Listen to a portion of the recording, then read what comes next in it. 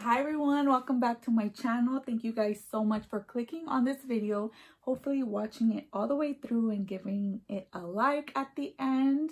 If you're new here, welcome. I hope you can subscribe if you like this kind of content. My name is Tanya. I'm a part-time reseller. I sell vintage and a few modern brands over on sites like eBay, Etsy, Poshmark, sometimes Depop. I list everywhere. I have an antique booth. I also do a lot of pop-up shops. I do new videos every Wednesday where I just share tips and tricks about my personal journey in reselling, hauls, and things like that. So today's video, I want to share with you my best vintage haul to date. It's far and in between when I find such a huge haul like this, and mostly all 50s and 60s and a few even 40s pieces.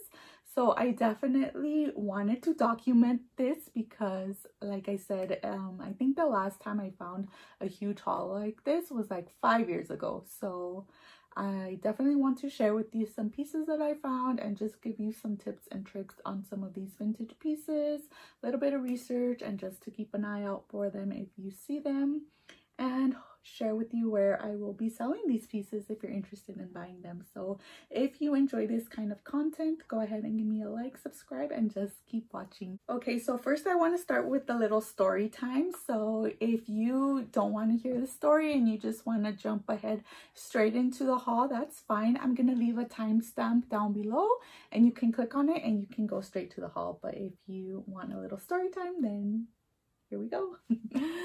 So I just wanted to talk about, it's far and in between when I find huge hauls like this, especially like 50s mid-century clothing. I feel like it's getting so much harder to find. I feel like it's easy to go to a thrift store and you can find, you know, those Y2K pieces, those 90 pieces. And 40s, 50s, and 60s is getting harder and harder to find. Like, I can still go to a thrift store and maybe find a good 70s piece here and there. Once in a while 60s, but like the further you go in history, the harder and harder it is getting to find these pieces. Oh, I feel a connection with certain pieces, and even when I see those labels out and about, I like to pick them up because I know a lot of people out there enjoy these pieces just like me. I want to say like 5 years ago, I went to an estate sale in Hollywood, in the Hollywood Hills. And I remember that I guess the owner had passed away, but the estate sale company told me that the person had a vintage shop in Hollywood. And I kid you not, like at this estate sale, it was floor to the ceiling piles of clothes. And I remember I got there like a few hours late. I think the estate sale started like at 7 a.m. and I got there probably like around 9:30, and it was already halfway gone. Like I live in Southern California. There is so much competition here. There are a lot of pickers, and you know, even up to 2 years ago, I used to be really like, I felt like I was in a rat race. You know, I felt like I was constantly, like, come Monday, I was looking every day on estatesales.net and looking for an estate sales and routing trips for Saturday. Like starting on Friday, Saturday, Sunday, I would go to multiple estate sales a day, like all across Southern California, across the county. I would drive up to Ventura County. Sometimes I would drive down all the way down to San Diego County. And I felt like I was just like constantly on the hunt for stuff. And I felt like it was becoming really toxic, where I was like, no, I need to get there first, and you know, someone's gonna beat me. And I was just becoming really negative. And then obviously 2020 happened, COVID happened, and estate sales got shut down and everything got shut down. And now 2021, that stuff is starting to open again. I've completely changed my mindset. Like, I'm not about that life anymore. I've probably gone to 2 estate sales this year, and it's almost May. And yeah, like now I've just changed my mindset where I don't think about that anymore. I don't think about like I have to get out there and I have to find this stuff. Like, I'm a lot more chill. I'm like, I have the places that I go to now. My schedule changed this year, I work weekends now, so obviously I have to get more creative with my sourcing, and I feel like that has forced me to take a step back and be like, okay, like what's meant for you is for you. And I feel like this year, yeah, like that's been happening. Like people have been contacting me, like just like by putting myself out there on YouTube, people have been sliding into my DMs and saying, hey, I have this stuff that I no longer need, would you come and like to look at it? And I've found some amazing pieces and made some new connections that I'm just so grateful for and happy. And you know, just going to the swap meet, if you follow me on Instagram and on TikTok, I share like I just like going to the swap meet every week, and sometimes I find amazing stuff, sometimes I walk away with nothing, but I still enjoy my trip. Like just those 2 hours that I spend walking down each aisle and looking like at the fruits and looking at the flowers and just like people watching. Like I love people watching so much. Like I love going to the swap meet because there's so many like older people. Like it just reminds me of my grandparents, of like my grandma, when she would always be hounding me like, take me to the swap meet. And like when I was a teenager, I would hate it. I would be like, oh, I have to wake up at 6 in the morning and take my grandma because she wants to buy nopales or something. And now 20 years later, like I wish my grandma was here and we could go to the swap meet together. I think about my grandpa and I think about my oh, why am I crying? Oh, my grandpa passed away 5 years ago, but I think about my grandpa and the places where he used to sit because he couldn't walk, but he loved going to the swap meet too. He would just sit like at the benches where the food court is, and he would just wait for us there. And like now that I go to the swap meet every week, like I literally walk by those benches and I picture him sitting there. Okay, so yeah, I've just changed my mindset and I just enjoy the journey now. I live in the moment. If I find something great, if I don't, I still have a great time. And you know, last week I just happened to stumble upon this amazing haul of stuff and I just felt so grateful and so lucky, and I can't wait to share with you guys. So yeah, I just wanted to say that I really appreciate all the new subscribers and just like everyone that's been following along on this journey and commenting and following me on Instagram, and like literally every like and every view. I really appreciate it, and I hope that you genuinely see that I enjoy this so much, and maybe, I don't know, it just inspires you to get out there and, you know, keep an eye open for these pieces, or just like inspire you to keep going on your journey. I really appreciate all your comments and just like all your well wishes. So let's go ahead and get into this haul. Okay, so this was one of the first pieces that I saw. Actually, this was the first piece that I saw and drew me into the booth, the vendor booth. So this is a vintage raffia purse. I liked it because it had like this bamboo handle, but upon further inspection, I saw that it's actually missing one of the handles. So I don't know if I should repair it or sell it as is. I have actually a pair of Bakelite handles that I found in an estate one day, so I'm thinking maybe about adding them, but I'm not sure. But this was the first piece that I saw, and then directly underneath I found this like 1960s little crochet crossbody bag. It has like these candy dot beads on the front. So when I saw these two, I was like, oh, there's definitely vintage here. This is made in Japan, and it actually has this name, Crystal Jarrett. So I don't know if Crystal Jarrett is the owner of all of these gems that I'm going to show you, but it just makes me wonder like who she was and like the lifestyle that she lived, because she has some amazing taste. Like she has some beautiful like big name brand pieces, but she also, I could tell, handmade a lot of these pieces because she had a lot of vintage fabrics as well. So these were the first two pieces that drew me in. So how the booth was set up, they had just like cardboard boxes, and they had like all of the housewares. Again, speaking to the owner, he had liquidated he had liquidated a storage unit. Everything that he had was from one storage unit that all belonged to this woman, and it was like her entire household. So in the front was all of the household goods where I saw these purses, and then in the back he literally had a mountain of clothing. And when I was paying for this, I looked over and I saw a bin, and I saw these items next. I saw a tub full of vintage nightgowns, and if you've been keeping up with my Instagram and TikToks, you know that I sold an adorable 1950s nylon petticoat set, and I just got inundated with comments, people wanting more and wanting more colors and knowing if I had more available. So I've been on the hunt for more nightgowns, so I just picked up a bunch of nightgowns, always looking for nylon in as many different colors as I could.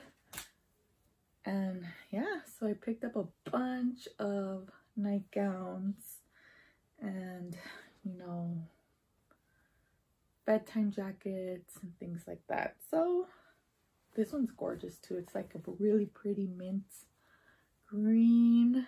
This one's 100% rayon. So whenever looking for nightgowns, I always look for either 100% nylon or 100% rayon. I picked up a few tops, only 3 of them, but this one is like a polka dot bad girl crop top. It's so tiny though. I was like, is this a kid's? But I'm like, I don't think kids were wearing halter tops, but this is definitely super cute.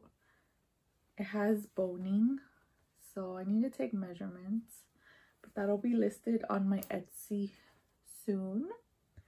Another polka dot top. And I really like this one because it's just like a black rayon blouse, but it has like these cutout flowers, and it has a red lining, so the flowers look red, but it's really the lining that's peeking through the cutout. It's so pretty. So I found a couple of skirts. This one is my favorite. It's a red circle skirt embroidered. Look at, I don't know what these are, like storks. But it's handmade in Guatemala. It says, yeah, handmade in Guatemala by Sombo, hand woven Indian textiles. And it's so pretty. Striped circle skirts. This one kind of looks handmade, but in excellent condition. This pretty yellow one. This one was actually purchased. It says Nelly de Grab, New York. Another pretty striped. I love striped patterns. And also this pretty novelty print. It's like these little quilted sunflowers. And this one is actually, it says copyright Everfast Fabrics. So I think this one was handmade as well. But it's so pretty.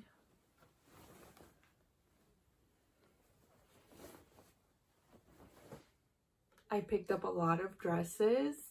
Some of them are in great condition and some of them are wounded birds. I'm gonna save the wounded birds for the end, but these are the ones that are in great condition. These really pretty, oh, look at this one, just like a classic 1950s dress. I don't know what kind of flowers these are. I know they're not lilacs. I immediately want to say lilac because they're purple, but how beautiful is this print? And I love the back. It has like these peekaboo details and it has a side zipper. Another one, this is like an older 60s piece, but it's just like a basic tank dress. It has pockets and it even still has like the little belt attached. This pink like gingham dress, like 1950s, and it has these rhinestones on the collar. So I think that she may have added these as well. And I feel like that's so like me. Like I like adding, like I have some dresses that I've added rhinestones to just to like jazz them up a little bit. But another adorable like classic 1950s fit and flare dress. Has a side metal zipper. Yeah, so cute. Another 1950s, classic 1950s dress. This is the green one with the buttons, plastic buttons on. I think these are faux. Yeah, it's like a faux button front because they don't really unbutton. And then this other 1950s dress, this one was purchased, and it's a Princess Peggy. I love vintage labels. They're so nice to look at. And it's like a little dandelions and rose print. Has like this nice black piping, fit and flare, side mini zipper. So these were the dresses that were in the best condition, and now I'm going to show you the gems. So here is one of the gems that I found. It's a Lillian coat from the 1960s. It has this fur collar textured coat, really pretty. If you're not familiar with Lillian is actually not the name of the designer. The designer was her husband. Doesn't even fit me, but half show you what it looks like. His name was Adolf Schulman, and his wife was Lillian, so he named the company that he founded and all of the designs after his wife Lillian, which is very similar to Lily Diamond. Lily Diamond was also actually not the designer of the dresses. She was just the inspiration. So Lillian was the inspiration for his line. And yeah, they're very well known for like their princess coats and their two-piece sets. So I've found a handful of his coats, mostly from like the later 60s and 70s. I know like the 40s and their 50s stuff goes for a lot of money, especially if anything has a hood, or like the really big like circle skirt princess coats. But this one is still very valuable and in great condition. I love finding Lillian whenever I can. That's the label, and they also always have like this label, Paris. I believe they had a boutique in Paris as well. And I mean, yeah, they had very high-end, like luxurious fur coats and minks. So I love that it's black. I love black. And then the second gem, this was like the #1 piece that I found, was this really fancy, luxurious Catalina swimsuit. And it's so pretty. It's like a gold satin with lyric stripes piping. This is definitely a showgirl piece. This iconic 1950s swimsuits where girls, I mean women, would just, you know, lounge by the pool and not necessarily get in the water with these, but definitely more for like photo shoots and things like that. So a great piece. When I saw it, I thought it might have been handmade because of this trim. I just had never seen anything like it, but then I saw the label and it's a Catalina, and it's actually a masterpiece by Catalina, which is their higher end line. So Catalina, like I mentioned in one of my previous videos, I talked about Rosemary Reed, how her swimsuit line is still in production. So is Catalina. Catalina to this day is still manufacturing swimsuits. So I think it's so cool when I find an older piece, and I do research and the company is still in production. Catalina, just like Jansen still makes swimsuits to this day, but it's so cool when you find one of their older pieces. So this little showstopper will be going into my Etsy shop, And yeah, I definitely see a very stylish girl hopefully wearing a piece like this to Viva. It's in great condition, so this one will be listed soon. Okay, now the remainder of these items are all wounded birds. So what are wounded birds? In the vintage community, a wounded bird is a dress that has some damage but is still salvageable. And by salvageable, we don't mean it can be upcycled or repurposed. It means that you can still save it.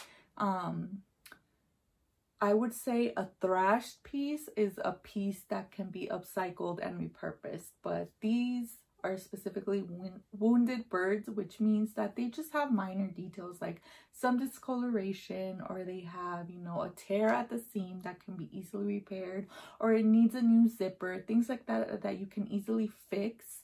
And you know, it's still in great condition and you can still wear it in the original way it was meant to be worn.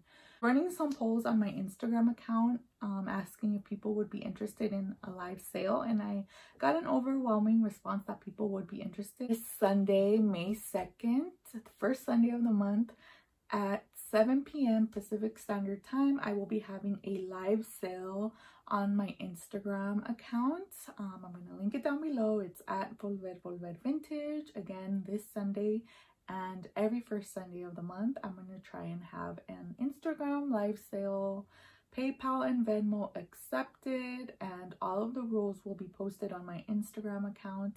So go ahead and follow and tune in. You don't have to buy anything. If you just want to tune in, have a glass of wine with us, and just chit chat for a little bit, that's totally cool as well. So let's try with once a month, the first Sunday of the month. So this first collection is going to be a wounded bird collection. So they are pieces that have some sort of small damage that can be easily fixed and restored to its original glory. Thank you guys so much for watching and take care. I'll see you guys next week. Bye.